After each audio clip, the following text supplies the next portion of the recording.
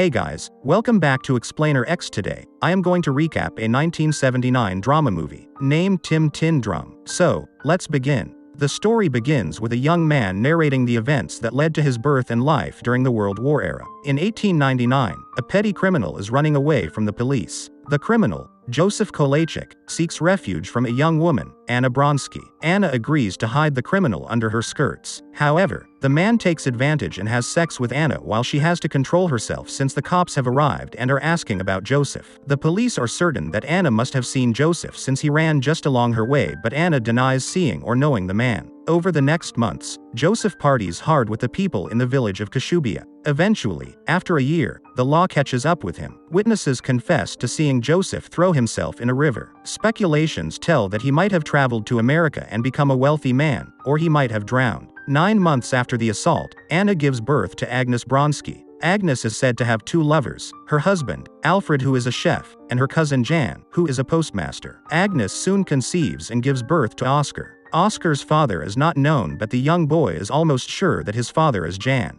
Jan and Alfred are close friends, and in most cases, Alfred leaves Jan at his home without suspecting that he might be eating his meal. Oscar grows up in a setting where love, relationships, and family are complicated aspects. Following this, he decides that he never wants to grow up. Oscar refuses to be someone else's shadow or to be forced into the grocery business that Alfred is in. He throws himself down the cellar, stunting his growth. Oscar is gifted a tin drum on his 3rd birthday in 1927. While he gets into trouble with the kids his age, Oscar is quite likable, especially since he can play the tin drum very well. One time in class, a teacher asks Oscar some questions. Oscar has placed his drum on the desk instead of a book, causing the teacher to assume that Oscar is a naughty child. She tries to take the tin drum from Oscar. However, the boy gets agitated and starts screaming. Oscar discovers that his shrill scream can shatter glass. Well, that is a talent that I would love to have. Oscar takes advantage of this ability by breaking numerous glasses and making people scared of upsetting him. He also continues to perfect his drumming skills and plays a famous melody that lifts the spirits of people rallying for the Nazis. One time, Oscar stands at a bridge and plays his tin drum, managing to compete with the fascist marching band. His tune makes the inhuman rigor associated with Nazism transform into a cheerful song. Like many kids at that time, Oscar enjoys going to see the circus. On one particular occasion, he befriends a dwarf called Bebra. Bebra feeds on Oscar's curiosity and childish urges by confessing that he also chose to stop growing at the age of 10, and he is so proud of it. Bebra is a talented circus man who has employed other dwarfs to help with his performances. Another time, Alfred, Jan, Agnes, and Oscar are on a picnic at the beach. The adults converse lightly while Oscar is wondering when he will get into his next mischief. The family happens to stumble upon an eel picker doing his work. He is collecting eels from a horsehead that had been used as bait. Agnes is so repulsed by the sight that she vomits repeatedly. Alfred is oblivious to this and he purchases some eels. That night, he makes the eels for supper. Agnes is still feeling queasy, so she refuses to eat the eels and storms into her bedroom. Jan follows Agnes into the room. He comforts her and encourages her to eat the eels. For the next couple of days, Agnes binge eats fish, causing her mother Anna to suspect that Agnes is pregnant. When she learns of Agnes' affair with Jan, Anna is disgusted and she vows that she will not let the baby Agnes is carrying be born. Well, she spoke too soon, because a few days later, Anna dies. Speculations say that she must have died due to the accumulated stress. At Anna's funeral, Oscar meets a man called Sigismund Marcus. Marcus is a Jew who owns a toy shop. He also helps supply tin drums for Oscar. The two become sort of friends, making Oscar learn that Marcus is also in love with his mother. At this time, Nazism is on the rise, and rumors of war breaking out are causing hysteria. 2 mourners tell Marcus to leave since he is a Jew. Later, Marcus returns to his shop to find that it has been vandalized. This is too much for Marcus to handle and he commits suicide. In 1939, Nazism has taken root in Germany, but a few people are protesting against the barbaric acts being committed. Jan takes Oscar to look for Kobiela, a man who can repair his drums since Marcus is out of commission.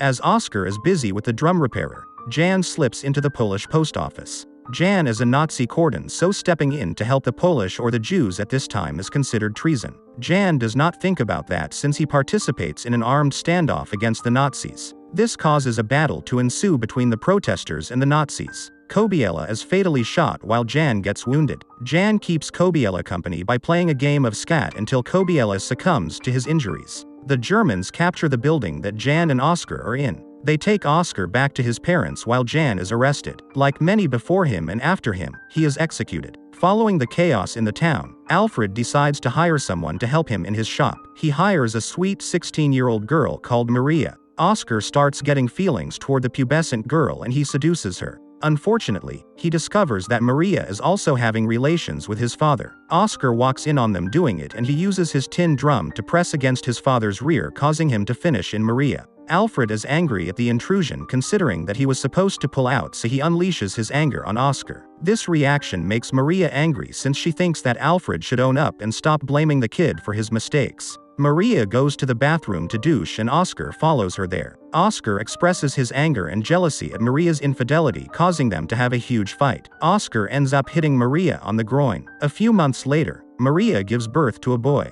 Oscar is convinced that the baby is his. Oscar's second sexual encounter is with Lena Greff. Lena's husband is the local grocer and scouts master. Lena agrees to have relations with Oscar since she is very frustrated as her husband prefers playing with the young scouts of Hitler's youth. The affair is as short as it is sweet since her husband is caught by a Nazi regime official playing with the boys. Whether he was executed or committed suicide remains unknown. During this period, war has reduced family boundaries and so young boys like Oscar can either be in the army or do something else. Oscar links up with Bebra, who introduces him to Roswitha. Roswitha is a very successful performer, bringing fame to Bebra's circus. Oscar is charmed by the dwarf woman and one time, the two consummate their affair. Oscar has joined the circus using his breaking glass voice as an act. One time, his adventures are short-lived when Roswitha is killed by artillery fire while on tour. This is during the Allied invasion of Normandy. Oscar decides to return home. However, the town he had left behind is now in ruins since the Allies have begun storming the country. Oscar has another tin drum which he gives to Kurt, Lena's son, who he thinks is his. The family is not lucky since the Russians invade the city soon.